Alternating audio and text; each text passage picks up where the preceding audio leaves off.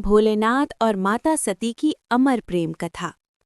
प्राचीन काल में जब सृष्टि का निर्माण हुआ, तब ब्रह्मा जी ने अपने मानस पुत्रों और प्रजापतियों को सृष्टि बढ़ाने का कार्य सौंपा।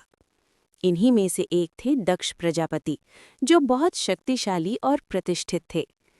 दक्ष प्रजापति की कई पुत्रियां थीं, लेकिन उनमें सबसे अद्भुत थीं माता सती। सती बचपन से ही अलौकिक थीं। उनके मन में सांसारिक वस्तुओं के प्रति कोई आकर्षण नहीं था। वे अक्सर ध्यान में बैठ जातीं और ओम नमः शिवाय का जाप करतीं। उन्हें ऐसा लगता था जैसे उनका आत्मा किसी और से जुड़ी हुई है, और वो कोई और नहीं, महादेव थे। जैसे जैसे सती बड़ी हुईं, उनका प्रेम और भक्ति शिव के प्रति बढ़ती गई। उन्होंने निश्चय कर लिया कि वे विवाह करेंगी तो केवल शिव से, लेकिन ये राह आसान नहीं थी। उन्होंने अन्न त्याग दिया, कठोर व्रत रखे, जंगलों में ध्यान किया, बारिश, ठंड और धूप सब सहा।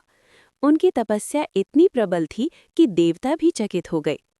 अंततः उनकी भक्ति से प्रसन्न होकर भगवान शिव प्रकट हुए।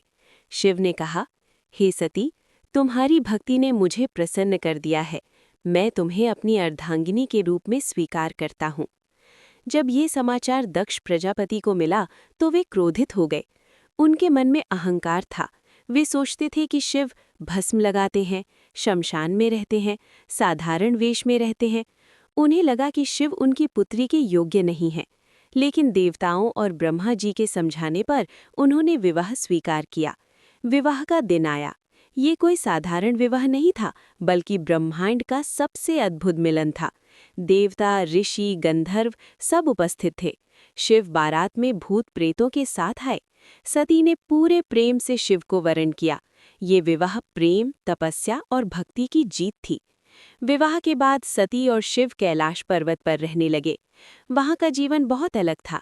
कोई दिखावा नहीं, कोई राजसी वैभव नहीं, केवल शांति, ध्यान और प्रेम।